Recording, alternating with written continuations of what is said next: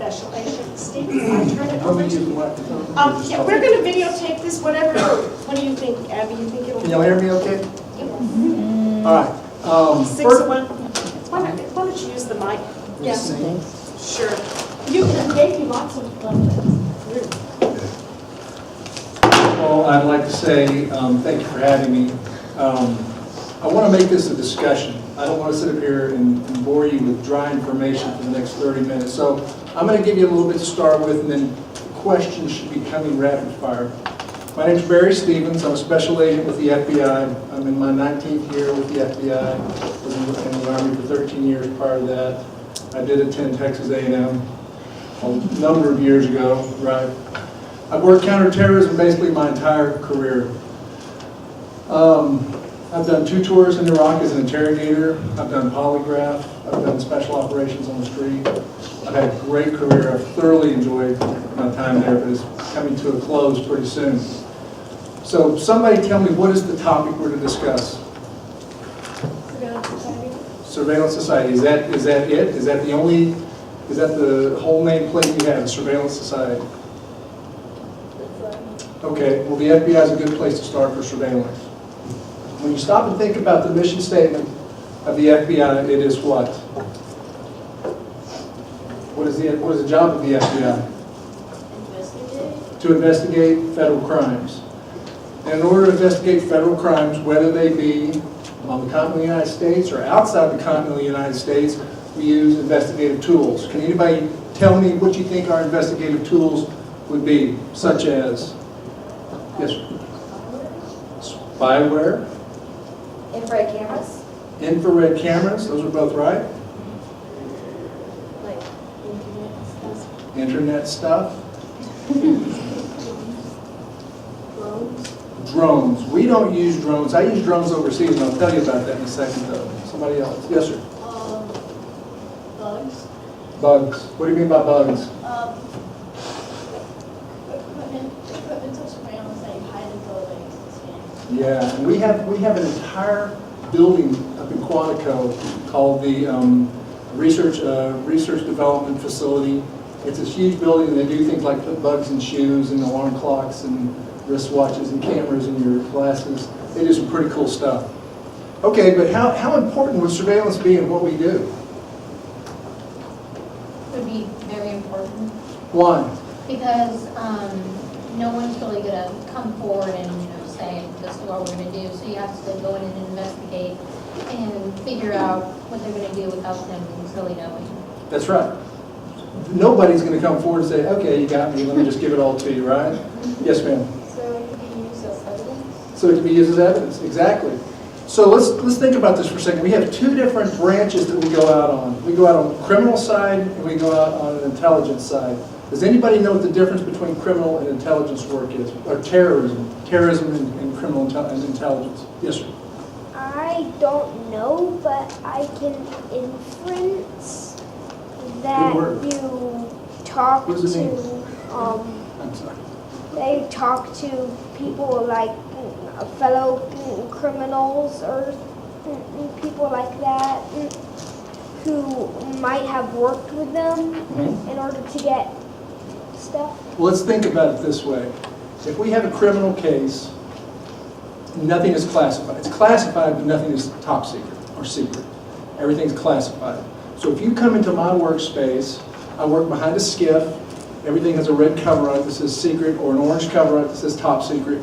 If you go into my wife's workspace, everything has a green cover that says confidential or classified. Okay, there's a big difference between those two. So if I want to get your banking records and I work on a criminal squad, what kind of a document am I going to fill out? What am I going to try to get? What? Say it again. Nope. We're trying to get a search warrant, right? A search warrant. I'm going to subpoena. I'm going to subpoena the bank or subpoena the telephone company, and that is a legal document, right? On the other side of the house, if I want to get your telephone records and I'm working an intelligence or a terrorism case, what am I going to ask for? I'm going to ask for what's called a national security letter. Those are 2 different things. A subpoena is a court-approved document. A national security letter, which you guys have probably heard about in the news if you watch the news, is through my front office. It's a legal document produced, is kept on the classified side, the information is not let out, and we go to the telephone company or the bank or whomever, we snag that information, and they cannot talk to that person about what we got. On a subpoena, on the other side, on the criminal side, they notify this person that the FBI has requested information on you. Big difference, right? But we want to talk about surveillance because what we want to do is we want to find out all we can find out about that person. So if somebody said bugs, where would we put a bug? In a building. In a building? Suspended Yes. Where else would we put a bug? Yes, ma'am. We put it in an office. We would put a bug anywhere that we wanted to find out what that person was doing. What's your name, son? Grant. Say it loud. Grant. Grant. All right. I want to get into Grant's house. Grant has been committing bank robbery. We want to get into his house. Sorry, Grant. But we want to get into his house, and we want to see what's going on. So we get a court authorized letter that says we have the ability to break into his house. Grant's not home, but we're going to have somebody go in there with a camera, and they're going to make pictures of everything in Grant's house. And we're going to have a group of agents that are going to come in behind him, and they're going to go to Grant's computer. They're going to put some stuff into Grant's computer. And they're going to put some cameras around Grant's house, and they're going to put some bugs around Grant's house, and they're going to back out the same way they came in, and everything's going to look just like it did, and all the footprints will be off the carpet and the legacy. And that requires a court-authorized letter, a search warrant, or a subpoena, right? On the intelligence side of the house, we have to turn around and get a national security letter in order to do the same type thing, do a trash cover. If I want to pull your garbage, surveillance is a very broad topic. Surveillance doesn't mean just planting a bug. Surveillance can be pulling your trash. I'll show up in the morning before your parents get up and get moving, and I'll come pull all the trash out of your trash can, throw it in the back of the truck, take it back to the office and go through it. Because I want to go through your trash because your trash is going to have all kinds of interesting things in it, besides burrito wrappers and stuff like that. It's going to have good stuff in it. So I have to have a national security letter, which gives me authorization to pull your trash, a national security letter to get your banking records, a national security letter to get your telephone records, your toll records, whatever I want to do. Now, what the TV does not adequately explain is I can't on a whim decide I want to get Grant's trash or pull his telephone toll record to get his banking records. There has to be predication behind what we do. And this is where I think the news does us a disservice. We don't just randomly decide that you're a bad person and we want to look at you and we want to come get your stuff. There has to be predication behind it. And it has to pass the sniff test from the legal department. So when I say this gentleman right here is a bad guy, we think he has ties to Al-Qaeda, we think he is sending money overseas and supporting financially Al-Qaeda, there has to be predication behind that. Understand? Okay, so surveillance. We use rolling surveillance. If we think he's funding Al-Qaeda, we want to know everything that's going on in his life. So we'll put in a request. It has to be approved by the head of my office. And we'll have a rolling team of 5 or 6 cars that will be in his neighborhood at 6 o'clock in the morning. They'll see his lights come on. They'll see him come out and get his morning newspaper. They'll see him get in his car and drive to work. And if he runs off and meets his Al-Qaeda handler during the day, we will see where he goes. We'll make pictures, and we're conducting full-blown physical surveillance. Now, yes, ma'am. While y'all are there in that situation, are y'all trying to be where he doesn't know you're there? Or Absolutely. you're- Well, sometimes, Okay. usually he would never know we're behind him. We've got 5 or 6 cars in the airplane. If he is a true blue bad guy, we'll have 10 cars behind him if we need to. If you think about driving in traffic in the Dallas-Fort Worth area, how often do you recognize the same car behind you? Never. And if those cars are pulling out, you know, you make the turn, the car goes straight, and 3 cars back, a car turns with you. Or you pull back into a tight neighborhood, and none of the cars turn with you because we have the airplane up there flying circles a mile up and 2 miles out with glasses on you. We have a really nice FLIR ball on our aircraft, and a guy sits in the back seat and just has a little FLIR ball, it locks in on you, and we can watch you in the darkest of nights or the brightest of days and see everything you do, and it's always recorded. And after it's all said and done, in accordance with the legal system, to make sure we stay legally pure, everything is written up, everybody signs off on their stuff, and we move through it. And that information is put into it. So if he did break off during the lunch hour, and he met with a guy that we know is an Al-Qaeda operative, and all of a sudden the predication on his case amps up. And we've also got a follow-up case to go with it. So physical surveillance in that case has really paid off. Yes, sir? Well, let's say you would go and meet somebody and it seems kind of secret, would you be able to get authorization to go follow that person too? Yes, he asked if we see him meet with somebody who is who's nefarious, yes, we would break off, and we would if we know where he's going, we're going to let him go because we'll know how to pick him back up, and we'll go follow the second guy. We just call it exigent circumstances, and we'll just go with it. If it turns out to be nothing, we move on. If there is something there, the case agent who's working that investigation on this gentleman would actually make that determination. We would get him all the information, and the next day there may be two teams out, one on him and one on the person he met. And we have the ability to do 24-hour surveillance for days on end. So that's physical surveillance, or FISURE. Yes, Is ma'am. it ever legal for y'all to do any kind of surveillance or bugging without a subpoena or a national security letter? No. Never? No. And who grants those? Is there always A national security letter is granted by the head of my office. We have FISA is Foreign Intelligence Surveillance Act, which that is the other side of the Title III. Title III is a wiretap or retrieving records on a criminal side. A FISA is a wiretap retrieving records on a intelligence side.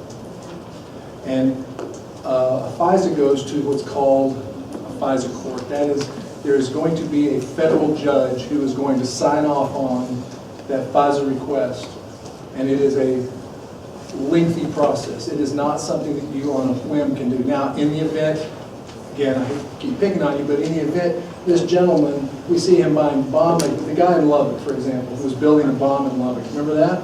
We went up on him in like 2 days. Somebody slammed together paperwork, and we had an emergency FISA to go up on him, and we had cameras in his room. We had his telephone tapped, and we don't put a bug in the telephone. The telephone company actually routes it through to us. We had physical surveillance on him, electronic surveillance on him. We saw him every time he burped. We knew what he was doing all the time. So whenever he would come out of his building and roll somewhere, we had physical bodies on the ground with him, watching where he was going, what he was doing. On an emergency FISA. But generally speaking, it is a process. And it rolls over every 90 days and has to be renewed.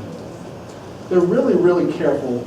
And again, TV does us a disservice because it makes it look like we just randomly, haphazardly slap these wiretaps on people, and nothing could be further from the truth.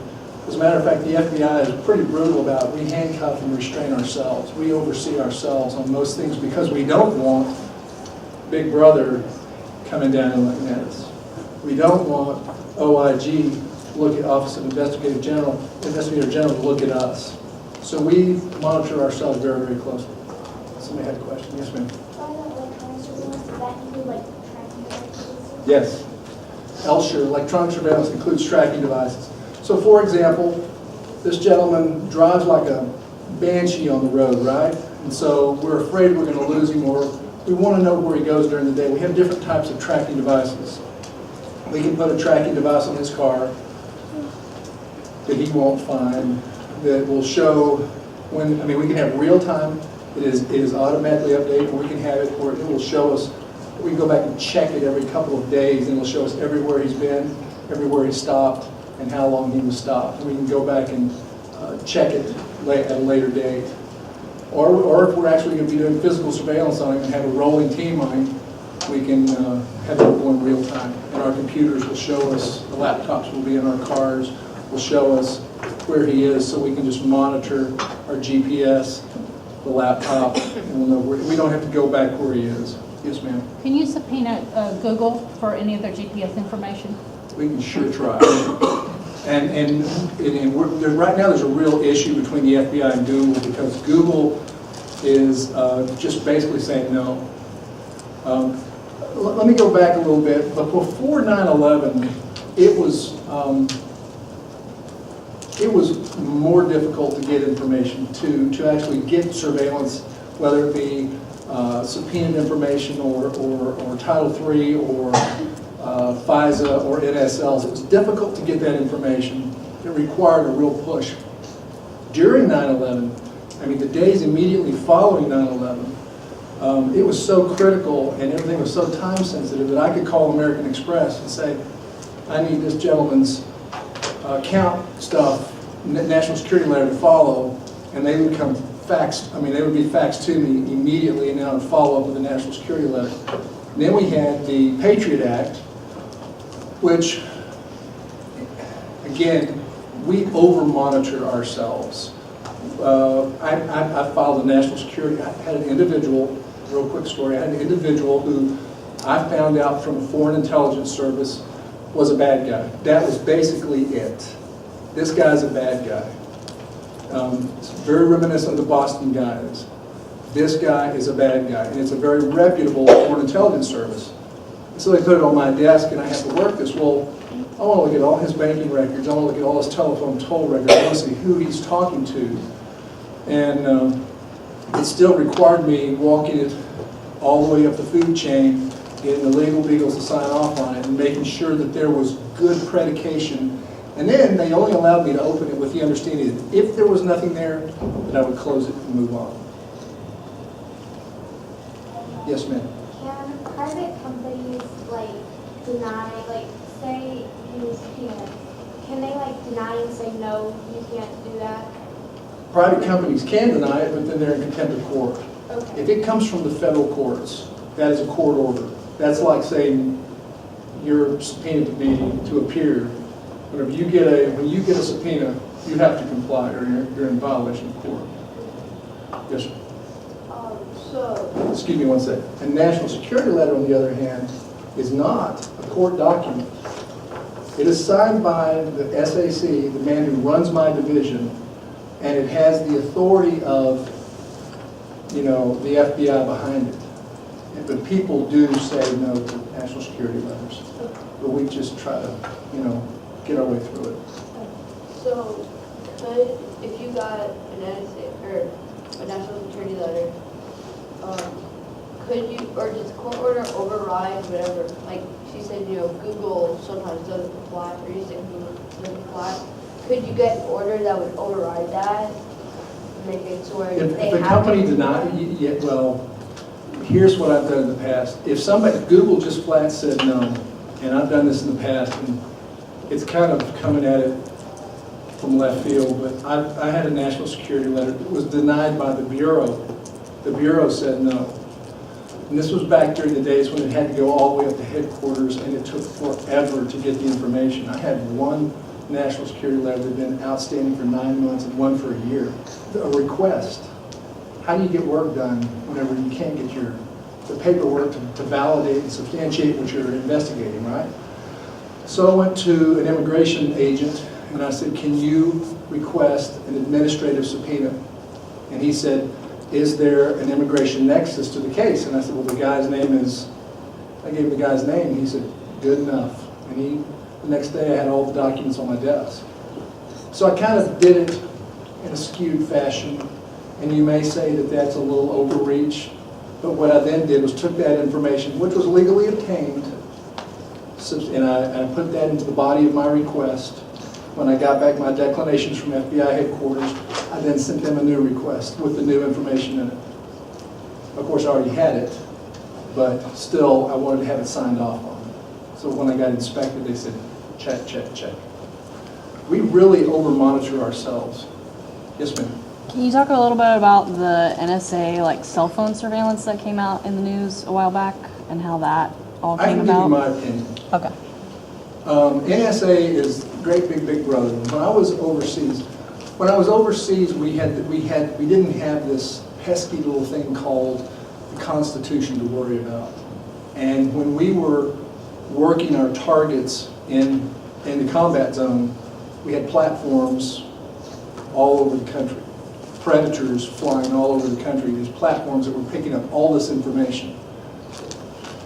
People would take cell phones and they would move the SIM cards to a different cell phone, or they would try to change, but NSA was very good at discerning, either through voice recognition, through SIM numbers, or through cell phone numbers, the actual numbers that those phones produced, or those SIM cards produced, which our platforms picked up. We were able to continually track people, even though they would be changing phones and changing SIM cards. We would just always stay a step in front of them. NSA is an invaluable tool. Invaluable tool. Barry's opinion of what NSA has done is, so what? So what? And I know I'm on this side of the fence, you're on that side of the fence. You feel like your constitutional rights have been violated. I'm like, don't do anything wrong. If you haven't done anything wrong, we don't have a problem. But it's not like, again, Barry's opinion, it's not like they're looking at you. They don't know who you are. They don't know what your number is.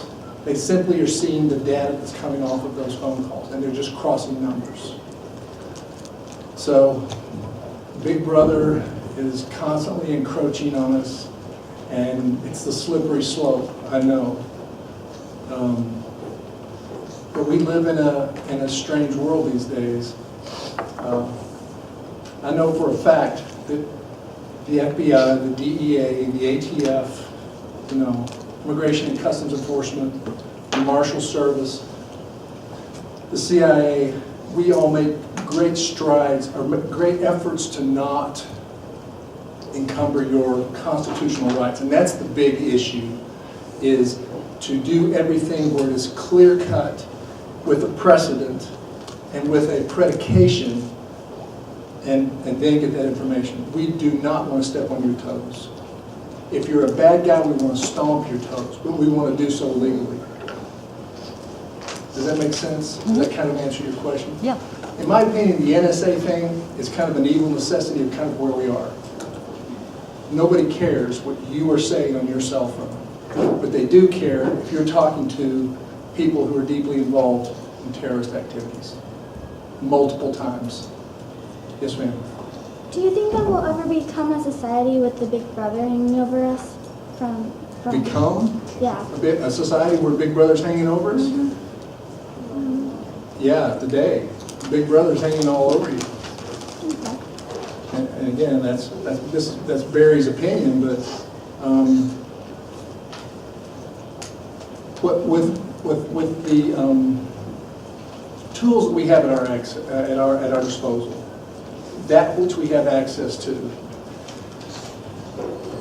it makes being an average Joe kind of difficult.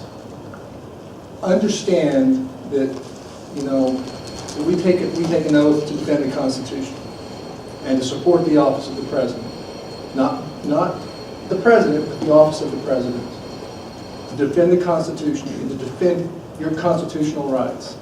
And we make every effort to ensure that we don't overreach. As a matter of fact, I got some banking records on a gentleman I'm looking at the other day, and I had requested a very specific period of time, and they over-complied and sent me too much. And I simply pinned it out, and my analyst only looked at what was there. We're not going to avert our eyes, in other words. And if we have a Title III, a wiretap on you, and you're talking, let's say you're talking to your boyfriend, you're talking smoochy with your boyfriend on the phone, the analyst who's listening to you will shut the tape off. They turn it off. They minimize it. And there's a period of time that they'll wait, and they'll come back on, and if you're still talking smoochy with boyfriend, they shut it off again. But if you're talking to the bad guy, they're going to listen to it, and they're going to get it all, and it's all going to become part of the court record when we prosecute you. So we minimize and minimize and minimize as much as we possibly can. We only get what the court allows us to get, and we will not overreach. Yes, ma'am? Where do you think is the border of the surveillance? Like in many articles that we researched on the topic, it always says that people who are against surveillance society, like they always wonder what the borderline for surveillance is. What is the border for surveillance, the borderline? I'll tell you this. How many terrorist attacks have we had from an outside, not a homegrown violent extremist, but from an outside entity since 9/11? From an outside entity? None. Do you know how many have been averted? Tons. Tons. If you knew, it would make your toes curl.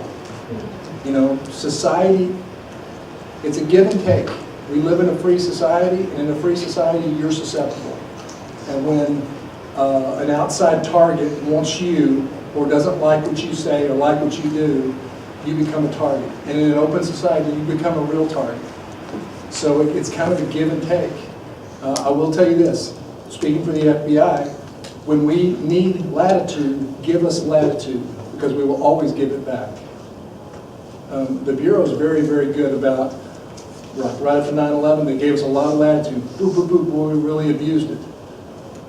But then whenever we didn't need it, we gave it all back, and we restrained ourselves again.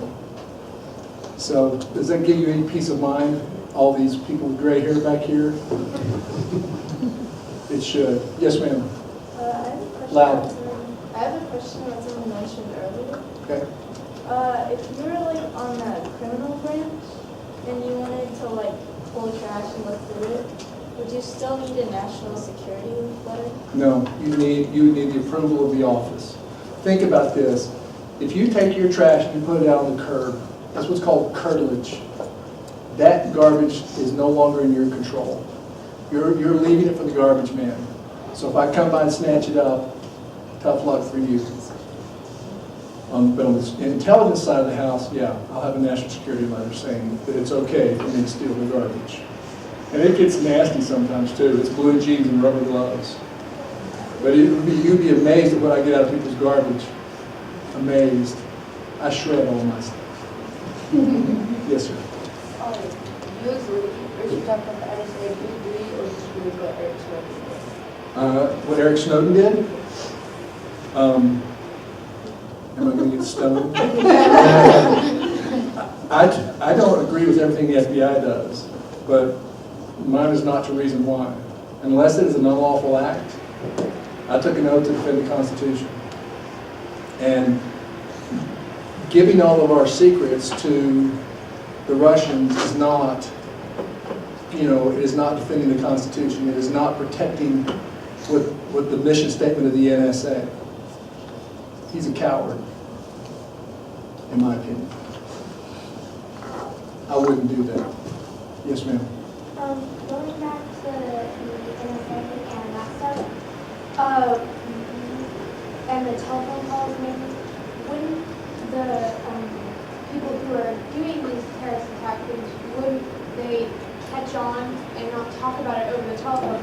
So wouldn't that, cause you guys to have your surveillance increase over time as they began to catch on to everything you were? If we have a wiretap,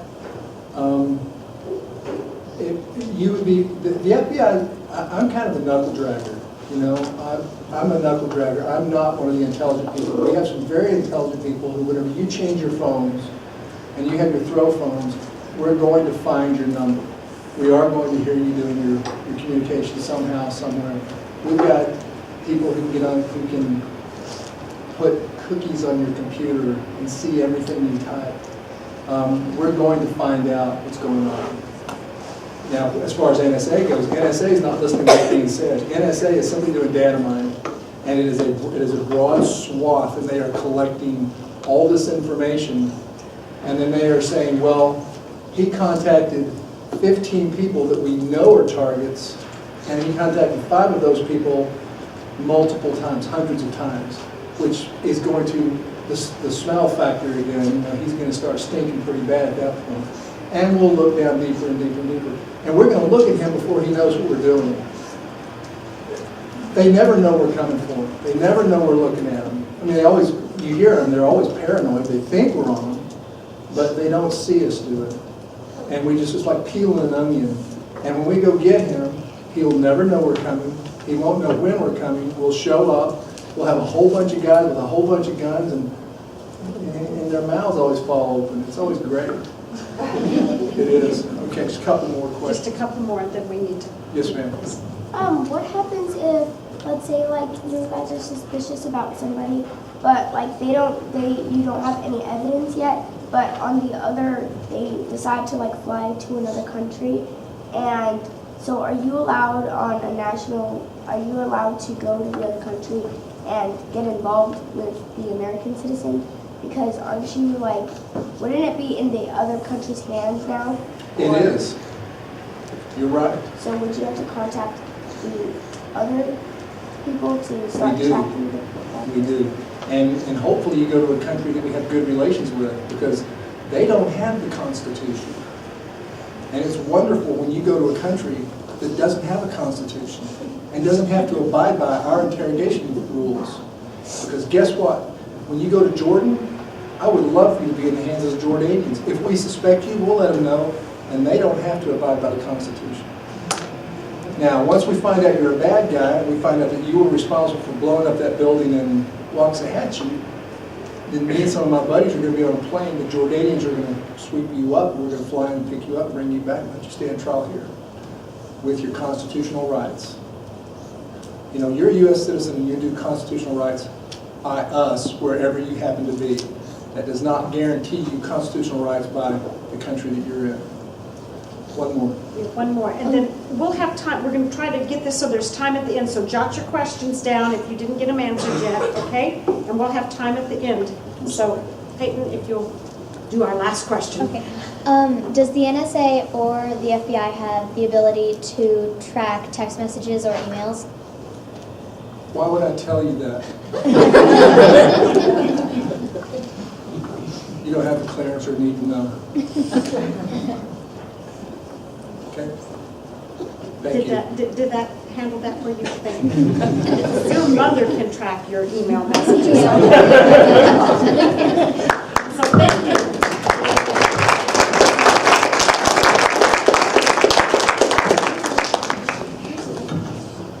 Karen, thank you. Can everybody hear me all right? Yes. Very good. Very good. Well, my name is Gary Herbert, and I am a marketing consultant, as Ms. Moxley indicated. And I work with clients all over the United States and in London, England, and where I currently have a client, along with clients in Canada. Most of my work began in what we call the traditional offline space. The offline space as opposed to the online space. The online space, let me talk about offline, let me go back to that. Offline is basically everything that happened before you were all born. Because there was no such thing as online.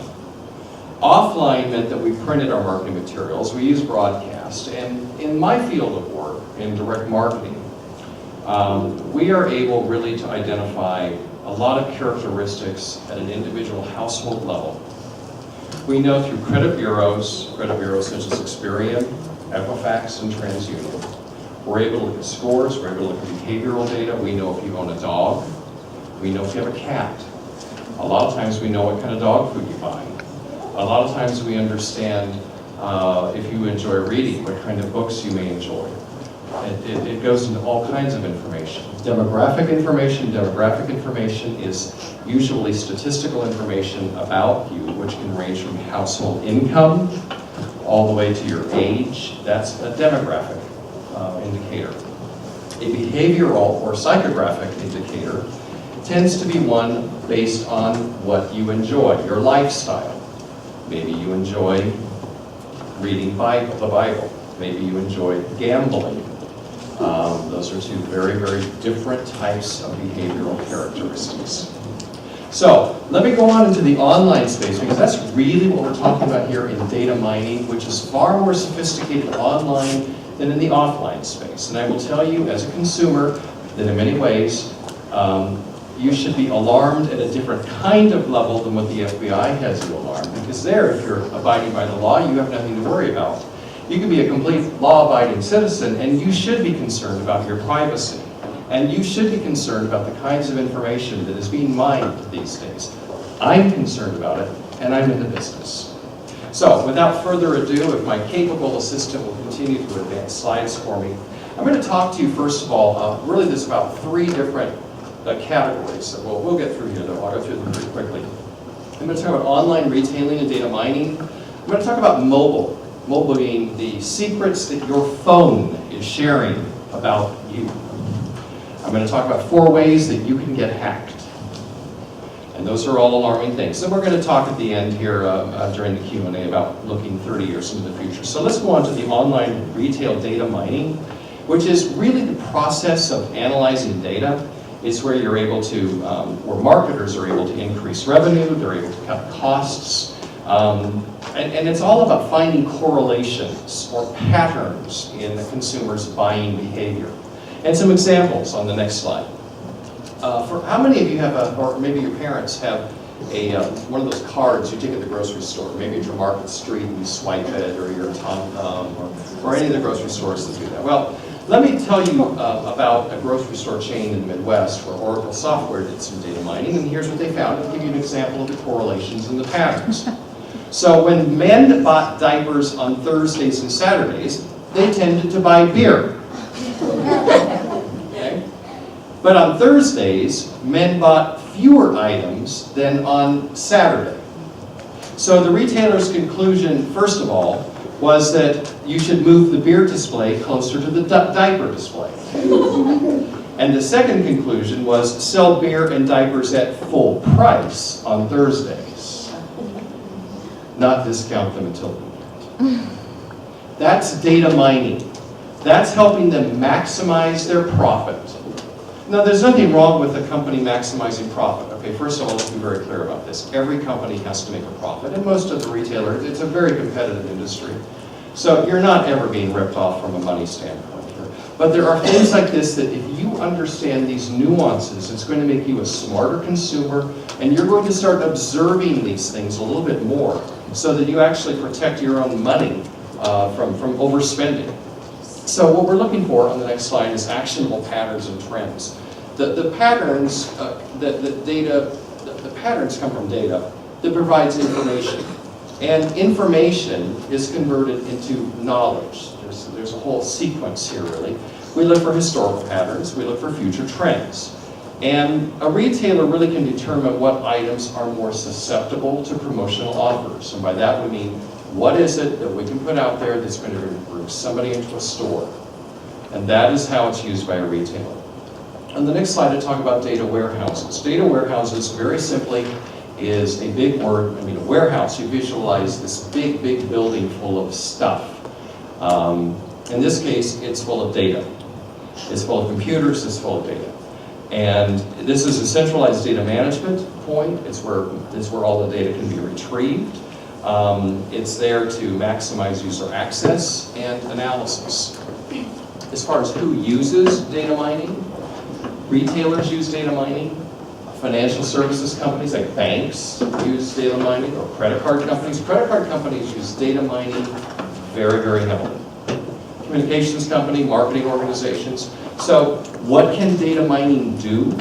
Well, it helps you drill down into detailed information. It helps you summarize information. In this case, users, that is marketers, are able to send targeted promotions that are based on an individual's purchase history. And so that's how we as marketers try to be smarter about our marketing money, the marketing spend that we conduct. And then retailers are able to use the data to develop new products. So whenever you wonder about how new products come about, this data is really, really helpful to knowing what that new product is. How many of you shop at Walmart? Okay, quite a few of you do. Walmart captures point-of-sale transactions from over 2,900 of its stores. It continually transmits data to a 7.5 terabyte data warehouse. A terabyte is a lot. Tons, is that a good word? It's tons. And this is where Walmart uses data to identify customer buying patterns and helps them manage inventory. So let's move on to from the retail environment to the mobile environment. How many of you have phones? All right, most of you have phones, maybe all of you have phones. Are they smartphones? How many of you have an iPhone? I'd like to know how many have iPhones? Okay. Whoa, okay, about 3/4 of you have iPhones, and the others of you have the other kind of phone. The Android phones, right? These phones. The other kind. That's right, I have an iPhone myself. Well, now I'm going to move into a little bit of discussion about what secrets your phone is sharing about you. So, let me give an example of how restaurants, a restaurant in particular, this one's in Toronto, is able to use mobile phone tracking. And this is a real example from just only a couple of months ago. This particular restaurateur was able to look at the people who came to his restaurant, and he noticed that 170 of them went to nightclubs. He found out that 250 of them went to the gym. 216 came from a specific neighborhood. And all of this was done without the customer knowing about it or asking them a single question. How do you suppose that happened? They use spyware. No, it wasn't really spyware. Well, we'll go on to the next one. I'll let me answer that. Go, what's your question? Okay, answer the question. Okay, well, let me tell you how it works, because it's probably different than what you might be thinking. And that is, there's a particular software. There are sensors in about 200 businesses within a 0.7-mile radius of downtown Toronto. It tracks the shoppers as they move in the city.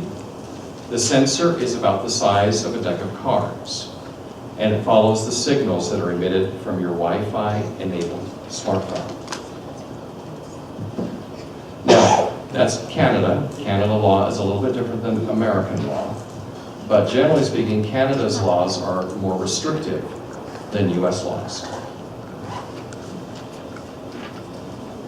For retailers, there is an increasingly growing value of location data. And by that I mean data that's aggregated. It doesn't include people's names. But how many of you have a Facebook account?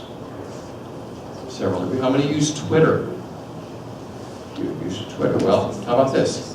When you log into Facebook, the name, age, gender, and social media profiles can be accessed. Information can be used to come up with lifestyle categories. We know who people are who maybe go to yoga, who go to theater, or have other kinds of lifestyles out there. We find all of that out from what you do on your social media. So if you think your social media is protected with your password, think again. It's really not.